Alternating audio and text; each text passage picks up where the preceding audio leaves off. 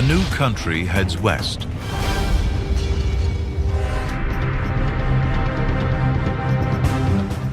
(1775). Land west of the Cumberland Gap belongs to a patchwork of foreign superpowers: Britain, France, Spain.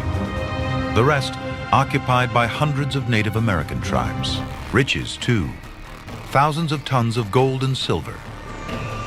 But this land is also brutal wilderness. Conquering it requires extraordinary people.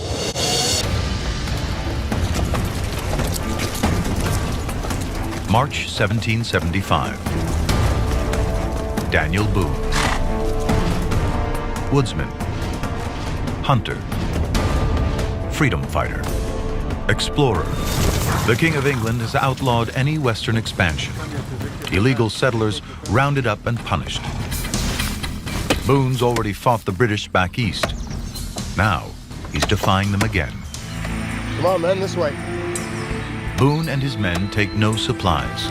Come on, come on!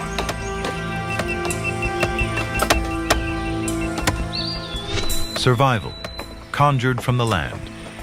Bear grease, insect repellent, wasp larvae, food. Come on, come on! Boone records in his journal. Few experience the happiness we feel here in the howling wilderness. But for the Shawnee, this is not wilderness. It is home. And they will defend it. At all costs.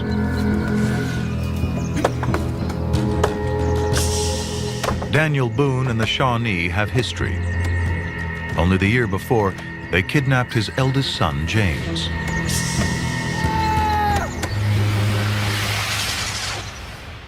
And tortured him to death. On the 25th of March, 1775, Boone crosses into Shawnee territory.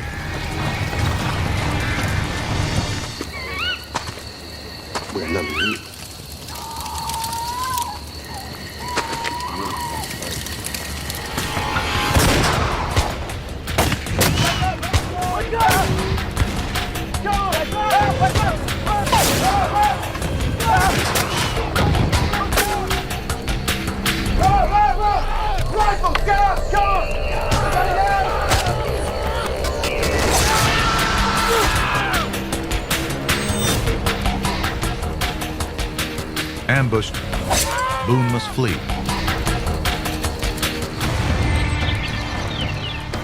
But Boone pushes on further west.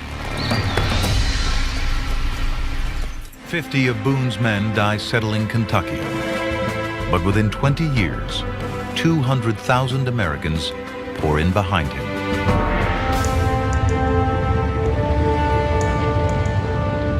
Land hunger becomes a fever.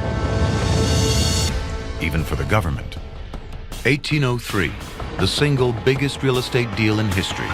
President Thomas Jefferson buys the vast Louisiana territories from Napoleon. 500 million acres for 3 cents an acre. Just as America will one day go to the moon, now a mission into this unknown. May 1804. A presidential aide and a junior army officer set out on a mapping expedition. Meriwether Lewis and William Clark's journey is about to become one of the most epic tales of survival in American history. The Rockies. No one expects the Rockies to be 90 separate mountain ranges, 3,000 miles long. They're caught in a death trap. After 2 weeks, starvation sets in. They eat any plants they can find. Next, they eat their horses. The expedition is given up as dead.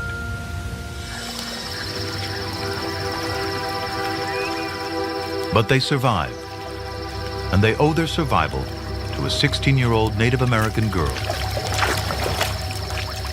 Sacagawea of the Shoshone Nation guides them, finds wild food, and saves their precious million-word journals from an overturned canoe.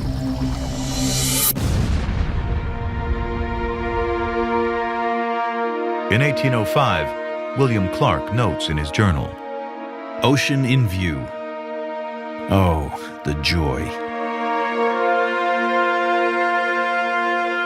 they are the first new Americans to reach the Pacific Ocean over land. Lewis and Clark's remarkable expedition discovers 300 species of wildlife, transforming science and agriculture. Lewis and Clark's heroic expedition through the Rockies uncovers a route to the West's most valuable commodity, beaver. Traded by Native Americans for guns, knives, salt, and they're a high-fashion luxury for the rich. They've been hunted nearly to extinction in Europe.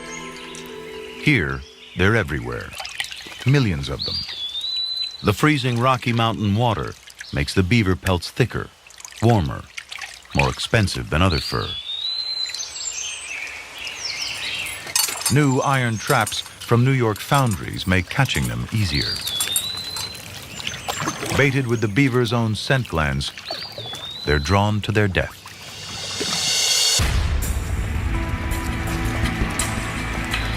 October 1823. 300 eager trappers roam the Rockies, searching for their fortune. 1 in 5 won't make it out alive. Trapping's harsh, hungry work. 6,000 calories a day are needed to survive the extreme conditions, 3 times what we eat today. Jedediah Smith is the greatest hunter of all, 24 years old. He walks up to 1,000 miles in the Rockies each year, traps 600 pelts in a season, 3 years' pay back east. Smith is a devout Christian, doesn't drink, doesn't smoke. Bible and gun a constant companion. He's smart, works with the Native Americans. The Crow show him ancient shortcuts, sell him horses, nurse his sick men back to health. Wilderness survival. Jed Smith uses their knowledge and his skill to open up the West for vast fur-trapping profits. He'll die a rich man, but today he's not the hunter. He's the hunted.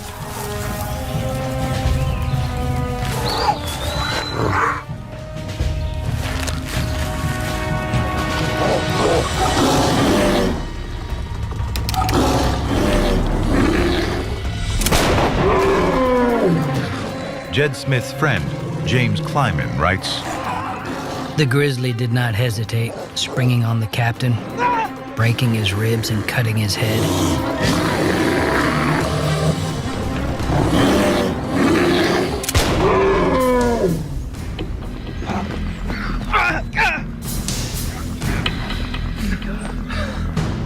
The grizzly bear is the most deadly frontier beast. 100,000 of these terrifying killers are on the prowl. Up to 10 feet tall, 1,000 pounds. Today, there are fewer than 2,000 grizzlies in the Rockies. Halfway to death, Jed Smith's right-hand man, James Kleiman, stitches his scalp and ear back to his head. I put in my needle, stitching it through and over, laying the lacerated parts together as nice as I could. Jed Smith pushes on. And something else survives too. The trails he forges become settler paths, wagon trains, roads, and today, Interstate 15. And Americans follow the new tracks west. May 1846. Thousands of men, women, and children.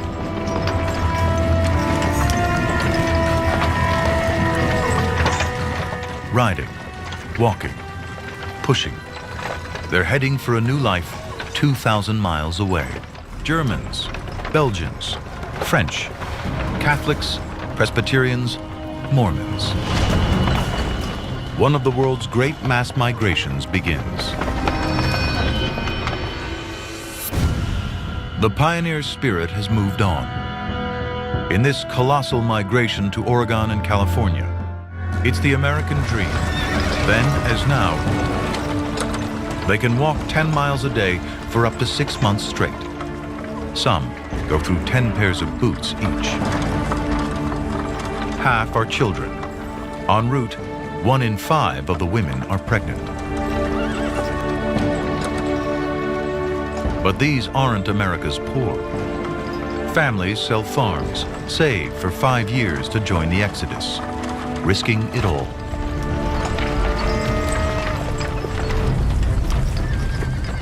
A wagon and oxen cost at least $8,000 in today's money. The wagons carry a precious cargo. 1,000 pounds of supplies. The pioneering spirit is ingenious. Essential drinking water captured from rain on the wagon canvas. Even the oxen's dung is fuel for fires. And like today, there are tolls. Native Americans charge $10 for road and $100 for river crossings in modern money. But the greatest toll of all, human lives. In all, 20,000 Americans will die reaching the West. 10 graves for every mile.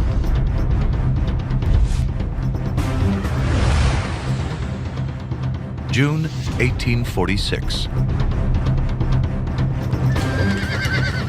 A wagon train heads west. Its leader is George Donner. Good luck. We'll catch you in a great camp. That's good, yeah. Danke. His wife, Tamsin Donner, is a school teacher. Straws? Straws? Yes. Okay. But on the trail, women must turn their hands to anything. The new Americans' mother and father are Philippine and Ludwig Kesseberg. The journey is tough, but the going's good. Tamsin's husband, George Donner, is aware there's one final obstacle to their journey. The Sierra Nevada. Peaks up to 14,000 feet. Fail to clear the mountain passes before the first snow falls, and the consequences are terrifying.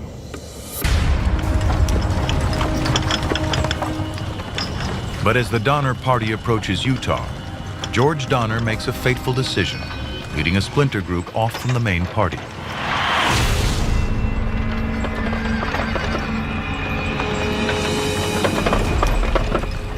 He's read one of the many new trail guidebooks, showing a shortcut that claims to shave 2 weeks off the journey time. But Donner's information is wrong. In fact, the shortcut adds 100 miles to the journey. High in the Sierra Nevada, the Donner Party enters the Truckee Pass. They're only 30 miles from the California plains. But supplies are dangerously low, and traveling through the mountains is taking its toll.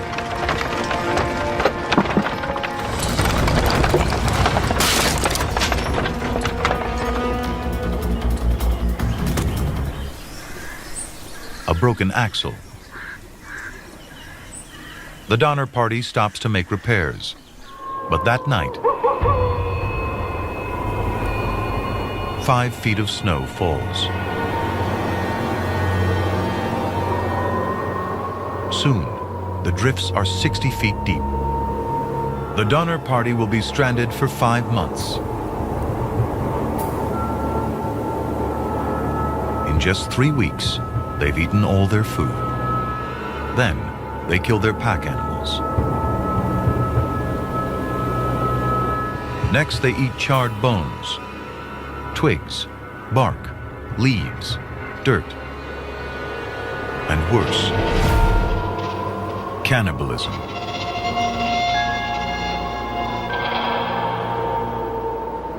Christmas 1846. They eat their first human. Bodies are cut up, flesh labeled, so people don't eat their own kin. 4 rescue parties bring out some survivors. The very last finds Philippine's husband, Ludwig, alone. He is surrounded by bones, entrails, and a 2-gallon kettle of human blood.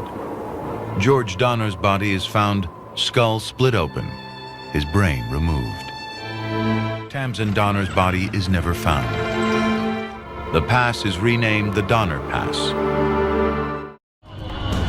March 1836. Texas. The Alamo.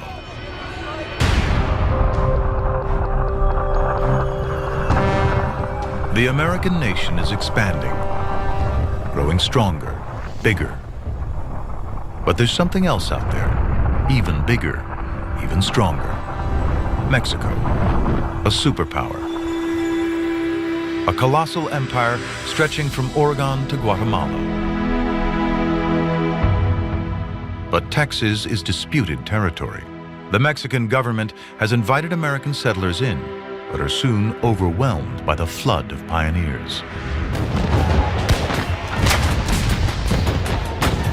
The Alamo is where Mexico tries to stem the flood. In an old Spanish mission, up to 200 American settlers and their allies are under attack.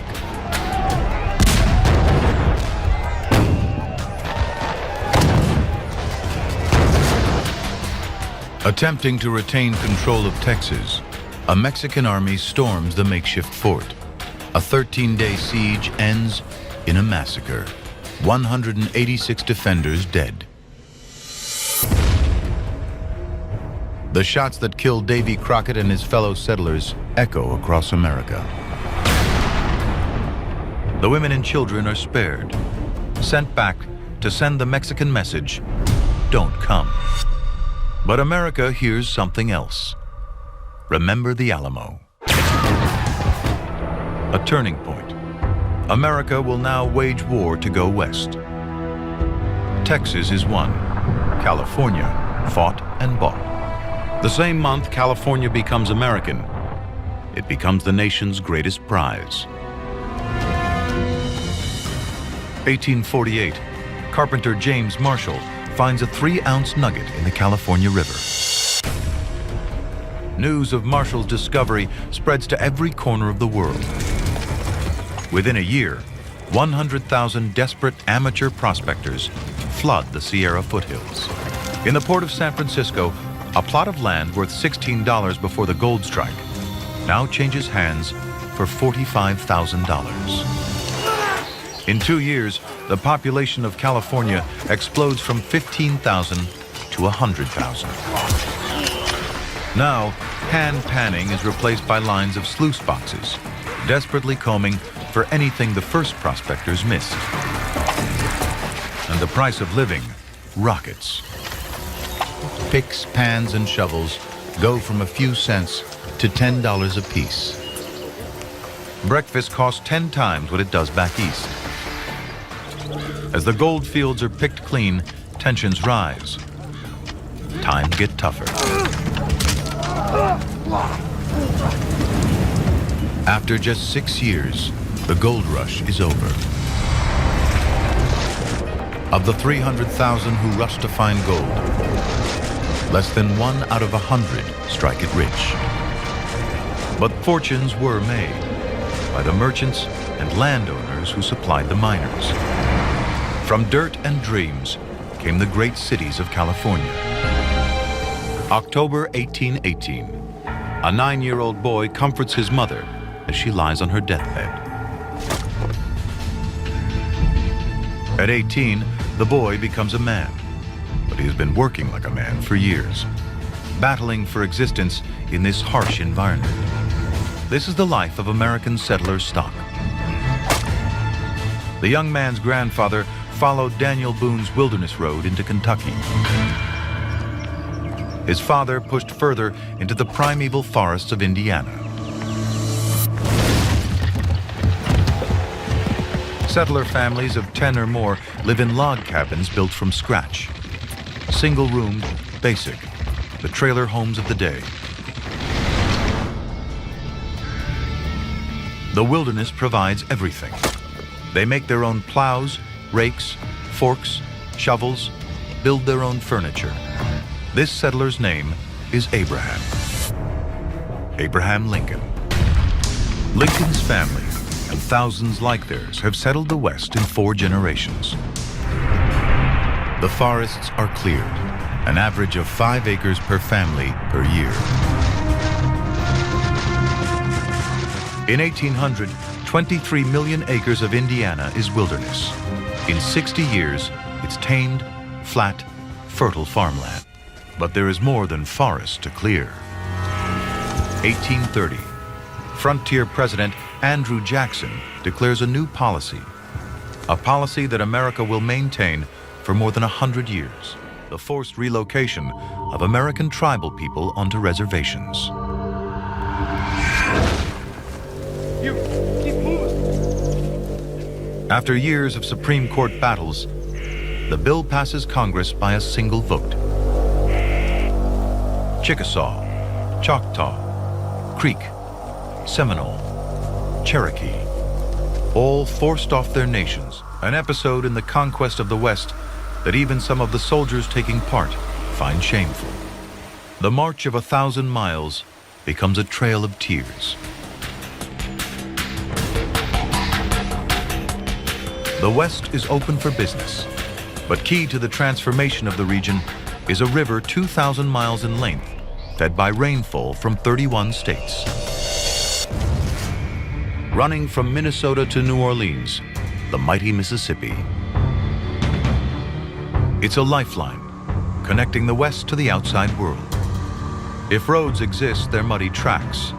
This is the only trade artery that allows the pioneers and settlers to sell the produce they've sweated over. A farmer will build a flatboat, fill it up with hogs, sassafras root, ginseng root, tobacco, whatever it is you grow, put it on the flatboat, use the power of the Mississippi to drift you down to sell them along the riverbank. Age 19, Abraham Lincoln makes his first trip down the Mississippi, poling his simple raft. The current is too strong to return upstream.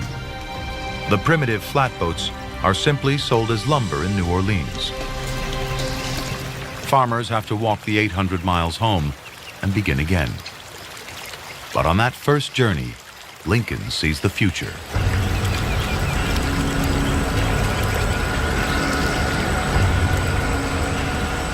A new invention which will transform the Mississippi, the Midwest, and America.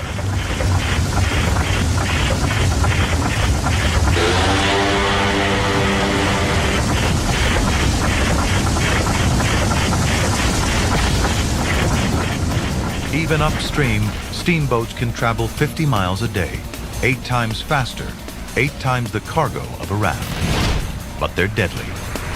Over half the early models explode, maiming and killing hundreds. But their number triples every decade. They make the Midwest America's economic powerhouse.